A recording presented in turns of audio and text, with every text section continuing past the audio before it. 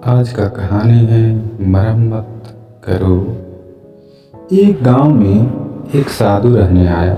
साधु ने कठोर तपस्या कर कर कई सिद्धियां हासिल की थी, इसलिए साधु जल्दी ही इस गांव में और आजू बाजू के गांव में प्रसिद्ध हो गया। इस गांव के पड़ोसी गांव में एक व्यापारी रहता था। व्यापारी धनवान बहुत था, इसलिए उसके पास किसी भौतिक वस्तु की कोई कमी नहीं थी। लेकिन जैसा होता है, हर आदमी कुछ न कुछ कमी महसूस करता ही है। इस व्यापारी को भी मन से शांति नहीं थी। मन से शांति पाने के लिए व्यापारी कई तरह के नुस्खे आजमा चुका था, लेकिन किसी ने भी उसकी सफलता नहीं मिली। गांव के लोगों को साधु के बारे में काफी प्रशंसा सुनने के बाद व्यापारी ने तय किया कि वह इस साधु से जाकर मिलेगा और उनसे उसकी समस्या का समाधान मांगेगा। हो सकता है अपनी सिद्धियों के बल पर वह उसे मन में शांति लाने में मदद करे। अगले दिन व्यापारी साधु जहाँ रहता था उस कुटिया के पास पहुँच गया। व्यापारी ने अपने मन की सारी बात साधु को अच्छे से बताई।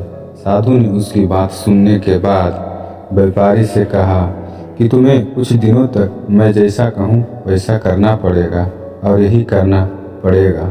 व्यापारी किसी भी तरह मन की शांति पाना चाहता था, इसलिए वह तैयार हो गया। अगले दिन साधु ने व्यापारी से कहा कि आज के दिन तुम बाहर बैठोगे। साधु ने व्यापारी को एक जगह बताई जहाँ पर उसने बैठना था। सूरज चढ़ते ही तेज धूप से सेठ पर पड़ने लगी। सेठ ये देखकर हैरान था कि साधु खुद कुटिया के अंदर छाया में बैठा है और उसे धूप में बैठा कर रखा है। व्यापारी को काफ़ी गुस्सा आया, लेकिन वह किसी तरह अपने गुस्से को पी गया। अगले दिन साधु ने व्यापारी को फिर से उसी जगह बिठाया और इस दिन उसे खाना नहीं मिलेगा यह भी बताया। व्यापारी को समझ में नहीं आ रहा था कि तू ऐसा क्यों कर रहा है। साधु दोपहर को भूखे व्यापारी के सामने बैठकर ही अच्छी भोजन खाने लगा। जैसे तैसे व्यापारी ने पूरा दिन तो बिता दिया, लेकिन भूख और गुस्से के मारे व्यापारी को पूरी रात नींद नहीं आई। वह पूरी रात यह सोचता रहा कि आखिर साधु उसके साथ ऐसा व्यवहार क्यों कर रहा है। उसे लगा कि साधु उसकी समस्या का हल बताना ही नहीं चाहता है, इसलिए ऐसा कर रहा होगा। इसलिए सुबह उठते ही उसने अपना सामान लिया और वहाँ से जाने की तैयारी की। व्यापारी को जाता देखकर साधु ने उसे रोका और अपने पास बुलाया। साधु ने पूछा वह क्यों वापस जा रहा है। व्यापारी ने कहा वह जो पाने के लिए यहाँ आया था वह उसे मिला ही नहीं, इसलिए उसका वहाँ पर रहना व्यर्थ है। साधु ने उसे कहा मैंने तुम्हें बहुत कुछ दिया, लेकिन तुमने कुछ लिया नहीं। व्यापारी को कुछ समझ में नहीं आया। वह बोला आपने तो मुझे कुछ भी नहीं दिया। साधु ने कहा कि जब मैं तुम्हें धूप में बैठाकर खुद छांव में बैठा तो मेरे सर पर पड़ने वाली छांव तुम्हारे किसी काम की नहीं है, यह तुम्हें समझ जाना चाहिए था।